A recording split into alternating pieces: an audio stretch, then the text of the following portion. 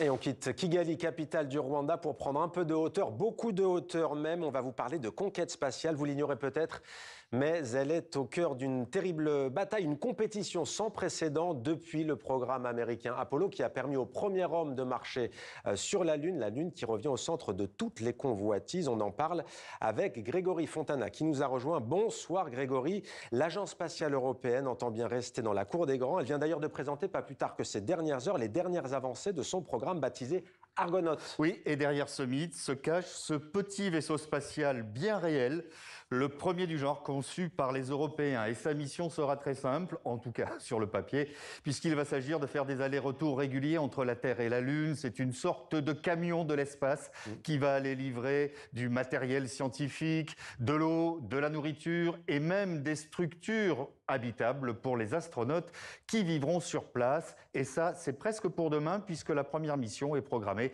pour dans 5 ans. Grégory, vous êtes en train de nous expliquer que demain, très prochainement, des humains séjourneront sur la Lune? Oui, et on peut même commencer à compter presque en heures, puisque dès le 5 février prochain, eh bien, la NASA repart à la conquête de la Lune, avec la volonté d'y assurer une présence humaine permanente. D'abord en orbite, avant d'y installer d'ici 5 ans une base lunaire habitable, et c'est là d'ailleurs que le vaisseau européen entrera en jeu. Et ce sera au pôle sud de la Lune, pour la simple et bonne raison qu'il y a d'énormes quantités d'eau, car il faut le rappeler, c'est désormais prouvé, il y a bien de l'eau partout sur la surface lunaire. Pourquoi la Lune? Alors là, tout d'abord, parce qu'elle est à portée de fusée. C'est 3 jours de voyage pour y aller.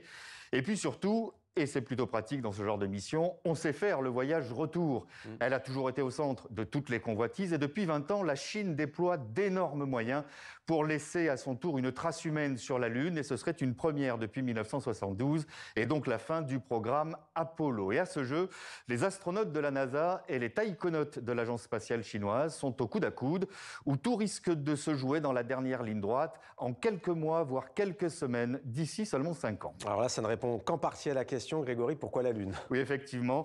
C'est aussi parce que la Lune, c'est le laboratoire idéal pour relever le plus grand défi de toute l'histoire de la conquête spatiale, à savoir aller sur Mars. C'est un voyage de 7 mois après 55 millions de kilomètres à parcourir et l'obligation d'y rester presque 2 ans avant d'envisager un voyage retour et surtout, il n'y a aucun plan B en cas de problème. C'est d'une complexité inouïe tant sur le plan technologique qu'humain et pourtant c'est déjà presque pour demain puisque la NASA se donne encore seulement 10 ans pour y envoyer ses premiers astronautes. Alors j'ai encore une question Grégory, après pourquoi la Lune, pourquoi Mars?